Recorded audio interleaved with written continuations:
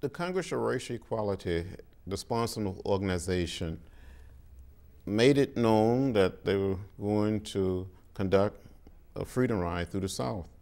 And they asked students, young people, and people not so young to apply.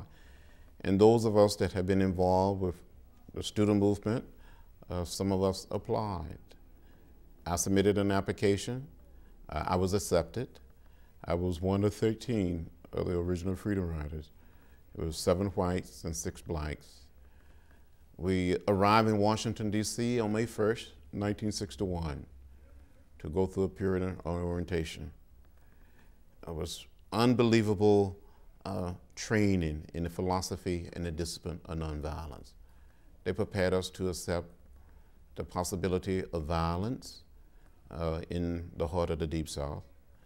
We were testing a decision of the United States Supreme Court prohibiting segregation in public transportation. I will never forget it as long as I live. The night of May 3rd, 1961, someplace in downtown Washington, we had a meal at a Chinese restaurant. And someone said that night, while we were eating, you should eat well, because this may be like the Last Supper. Well, I saw the 13th Amendment setting the slaves free, and then I saw the Supreme Court decision of May 1957, 54 rather. I saw those as a great movement if you add in Rosa Parks in 55. So the sit-in movement of 60 was the next shot in the arm that involved millions of people in America, and it also proved how silly it was that you couldn't sit down at a lunch counter, but you could buy from all the counters in that store but not at the lunch counter. And I think that the next shot in the arm was our ride, the Freedom Ride, to show how crazy it is to get on a bus, buy a ticket, get off the bus, go to the back door, get on the bus, and then sit behind the white line. And then, of course, on the Greyhound bus, you know, they had a phrase written out there, it's such a comfort to take the bus and leave the driving to us. Many whites had a sign saying it's such a comfort to take the bus and leave the niggas to us. You know, so we just turned that into a joke. We notified the president, the FBI, and all the governors through every state we were going to go, and the press came and surrounded us and tried to learn everything about us they could. And we were taught that the press would be a better protection than the FBI. And we also were told them that they would be whipped and probably killed, just like we thought we might die. And that's why we wrote our wills the night before and mailed them to our family members.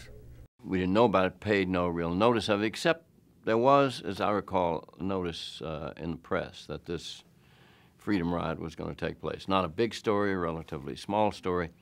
The first we really knew that the ride might be problematical was when a young African-American reporter for Johnson Publications, Ebony and Jet, named Simeon Booker, came in. And it was just on the eve of the departure. I can't remember what day they left, but the day before they left, Simeon called me on the phone, said, "John, could I come by to see you?" And he came by and said, "I'm going on this trip." And I took him in to see the Attorney General. And he said, "I expect there's going to be trouble at some point along the way. And I want to be sure you all know that we're going. And I want to be sure if there is trouble that there is someone that we can call."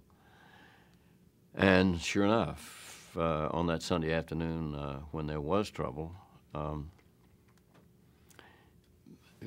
at Anniston and in Birmingham, and that first wave of Freedom Riders was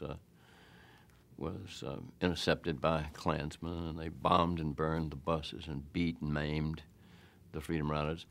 A few hours later, I believe it was Monday morning, but it could have been Sunday evening at home, Simeon called and in effect said, "Help."